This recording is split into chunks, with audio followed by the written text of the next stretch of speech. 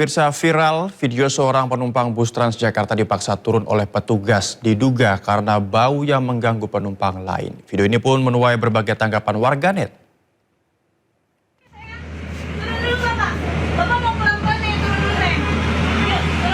Petugas bus Transjakarta sedang berusaha keras membujuk seorang penumpang pria yang duduk di kursi belakang bus Transjakarta. Diduga peristiwa ini berlokasi di halte Transjakarta Kampung Melayu, Jakarta Timur. Penumpang ini diduga menimbulkan bau tidak sedap pemirsa, sehingga mengganggu kenyamanan para penumpang lain di dalam bus Transjakarta. Hingga kini belum ada keterangan resmi dari pihak Transjakarta terkait penurunan paksa penumpang dari atas bus.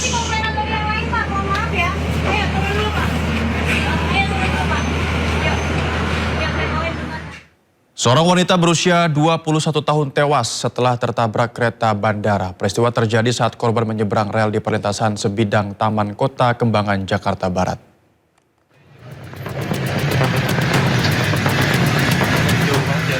Seorang perempuan muda berlari menyeberangi rel meski palang pintu di perlintasan sebidang di kawasan Taman Kota Kembangan, Jakarta Barat telah tertutup.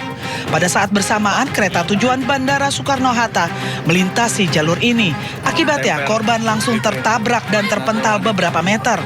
Korban meninggal dunia berinisial NAM, berusia 21 tahun, warga Cengkareng Timur, Jakarta Barat. Dia mau nyebrang, habis turun dari stasiun mungkin, terus dia mau nyebrang, dia nggak tahu kalau itu kereta bandara, dia nyebrangnya dia lari, akhirnya tabrak. Itu mental itu? Iya, mental ke sana. Langsung tewas? Iya, langsung tewas di tempat. Setelah olah tempat kejadian perkara, petugas mengevakuasi jasad korban ke Rumah Sakit Polri Jakarta untuk diotopsi.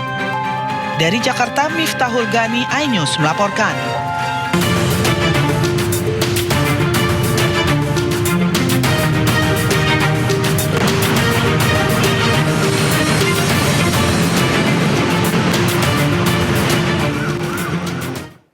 Pemirsa, saatnya kita simak pantauan arus lalu lintas siang hari ini. Kami telah terhubung dengan Bribda Jessica dari NTMC Polri yang kini berada di kawasan Simpang Santa, Jakarta Selatan.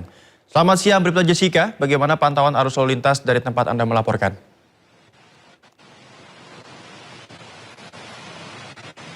Baik, terima kasih Noval dan selamat siang pemirsa. Kembali kami informasikan kondisi arus lalu lintas siang hari ini dari kawasan Simpang Santa, Jakarta Selatan.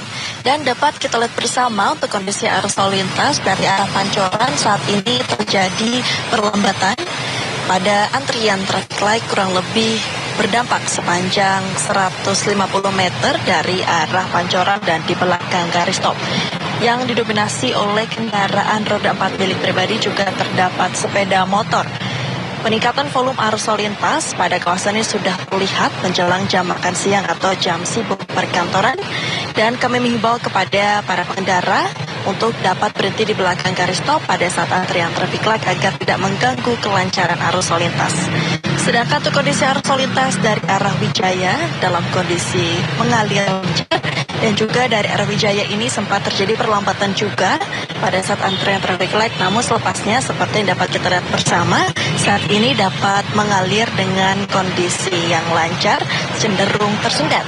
Sedangkan untuk kondisi arus lalu lintas dari arah Blok M ataupun Senopati juga adanya perlambatan sesekali, namun selepas adanya antrian traffic light dapat kembali dengan normal. Kami mengimbau kepada para pengendara, khususnya bagi pengendara roda 2, baik pengemudi maupun penumpang, wajib menggunakan helm berstandar nasional untuk menjamin keselamatan Anda saat berkendara. Dan di sepanjang kawasan Simpang Santa ini, aktivitas kendaraan dari akses pertokoan, perkantoran dan juga permukiman berlangsung cukup ramai. Sehingga pergerakan kendaraan di sekitar simpang cenderung terus mengalami peningkatan, terutama pada jam-jam sibuk masyarakat. Pengguna jalan diimbau menjaga jarak aman kendaraan, mematuhi isyarat lampu lalu lintas atau traffic light, serta tidak berhenti di area zebra cross agar kelancaran arus lalu lintas tetap terjaga. Dan pemirsa, kami mengajak untuk mari tertib berlalu lintas untuk menciptakan keamanan, ketertiban, dan kelancaran arus lalu lintas. Untuk kondisi arus lalu lintas lengkapnya, Anda dapat menghubungi call center kami di 1500 669 atau bisa cek Instagram kami di @korlantaspolri.tmc. Stop pelanggaran, stop kecelakaan, keselamatan milik kita bersama, salam presisi dan kembali ke studio. Terima kasih Bribda Jessica atas laporan Anda, selamat bertugas kembali dan salam presisi.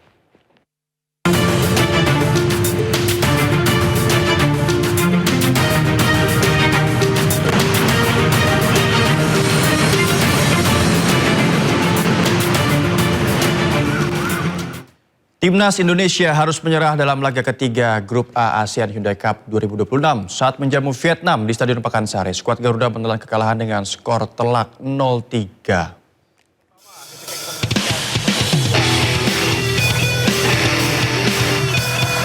Menjamu Vietnam di Stadion Pakansari, skuad Garuda sempat kewalahan meladeni permainan tim tamu.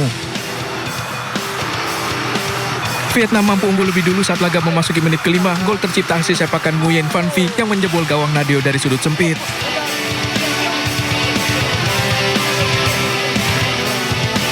Menit 18, Golden Star Warrior menambah keunggulan. Memaksimalkan celah pertahanan Indonesia, Nguyen Hai Long mencetak gol tambahan membawa Vietnam unggul 2-0 atas Indonesia di babak pertama. Hingga waktu jeda, skor 2-0 di babak pertama tetap bertahan.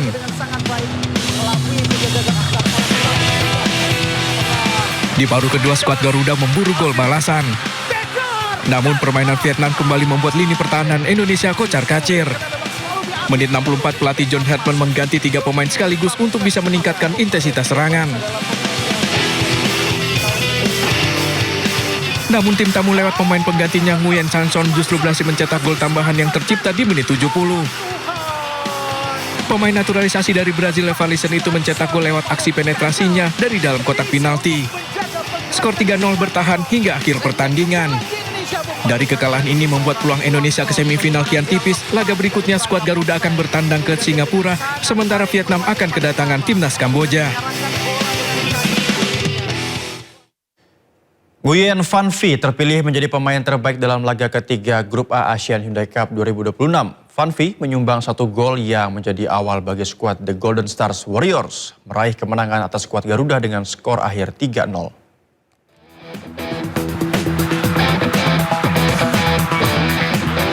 Nguyen Van Phi tampil apik saat Vietnam menggilas Indonesia pada laga Grup A ASEAN Hyundai Cup 2026. Van Phi menyumbang 1 gol yang sekaligus menjadi momentum positif Vietnam untuk mengalahkan Indonesia dengan skor akhir 3-0.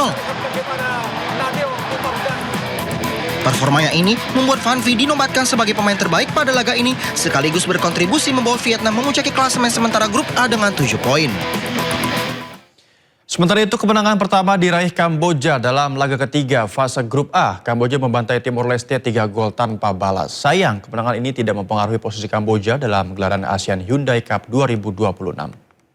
Good evening to you, and in case you've just joined us, welcome to, the Morodok Techo National Stadium.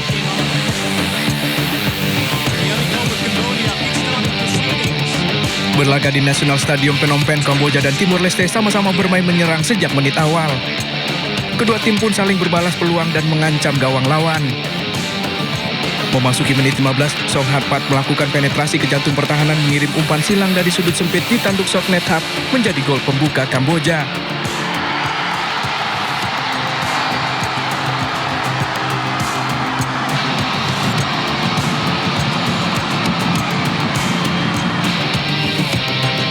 Usai tertinggal, Timor Leste berupaya mencari gol balasan.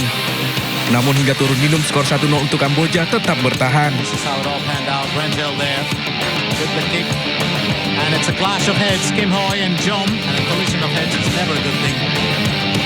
Di babak kedua, permainan sengit kembali disajikan kedua kesebelasan. Menit 62, lewat skema serangan balik cepat, Mo Van Dam mengirim umpan tarik dituntaskan Soknet Hap yang tak terkawal menjadi gol kedua Kamboja.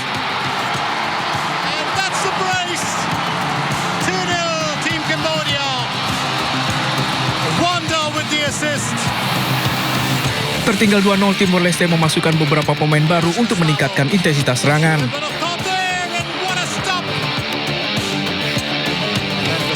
Namun di menit akhir waktu normal, tandukan Monfaldo memastikan Kamboja membantai Timor Leste 3 gol tanpa balas.